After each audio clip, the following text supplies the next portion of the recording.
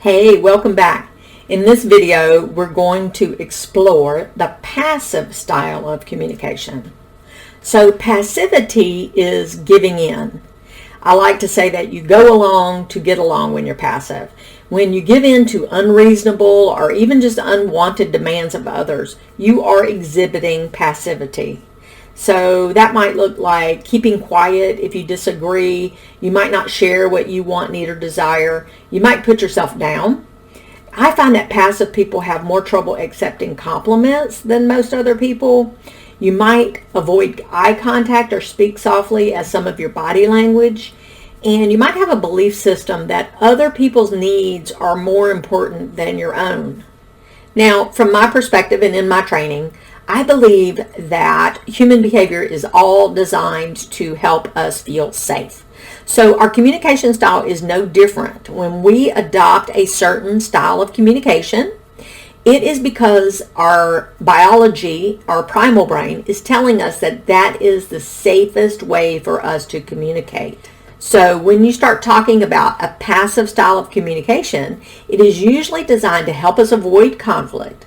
We go along to get along when we're passive. So if our partner says, we're going to go to sushi restaurant for dinner tonight, and you don't really like sushi, you'd prefer Italian maybe, you just say, okay.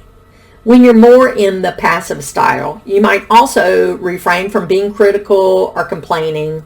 So if your partner offers to pick up sushi and they get your order wrong, you're just going to eat it anyway rather than complain about it. Passivity also might mean that you refrain from stating your opinion unless you know that there's going to be support. You don't want to offend anyone, right? So you won't state your opinion about sushi unless everyone else in the group starts talking about how much they hate it too. Avoiding attention or disapproval is often at the heart of passivity because sometimes attention and disapproval could be risky for us, right? So again, biology tells us, gotta stay safe. So a person who interacts in a passive way often has a belief system that their wants, needs, and desires are not as important as those of others. So we defer. So if our children would prefer this for dinner, we go along with that. If our husband prefers this color paint, we go along with that. These are examples of subjugating your own preferences to other people's preferences.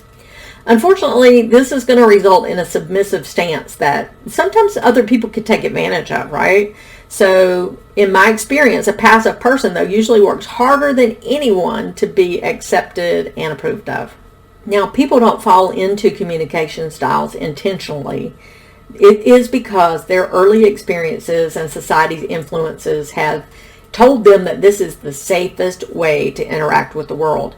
Depending on your circumstances, you'll have a different way of interacting. And usually these are formed before age 5. So perhaps in the circumstances you learned in, passivity was in fact the safest choice. Maybe that was the best way for you to respond to things when you were little. Maybe your family stressed obedience as a valued trait.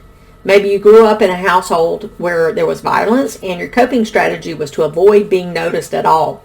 Some people grew up with a belief that their own wants, needs, and desires were unimportant and they had to cater to the wants, needs, and desires of other people, and that was the highest valued thing that they did.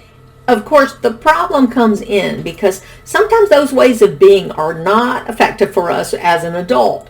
Imagine that the best thing that you knew to do when you were 4 years old, for instance, and you're still carrying that same behavior on into today.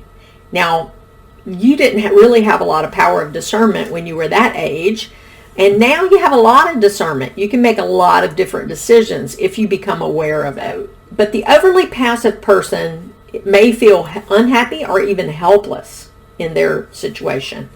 Learning to express yourself and learn the value of having your needs supported can be a revolutionary experience for someone who has never had that support in their whole life. Okay, I think that's probably enough a description of passivity. Do you recognize yourself as a passive communicator? I know that sometimes you've been passive in the past. You've chosen to be passive in certain situations, especially in a situation where you might perceive danger if you were something other than passive.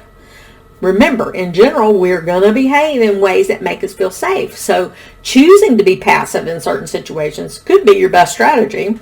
But a pattern of being passive means that you're never really going to get what you want. Now, I know our tendency is always to focus our attention on our partners and what they could probably be doing better. But the good news is, if you recognize that your partner is a passive communicator, there's a lot of hope for improving your communication. And we're going to talk more about that in a later session. But the next video is going to talk about passive-aggressive behavior. And do not skip it. You want to listen to it. So I'll see you over there.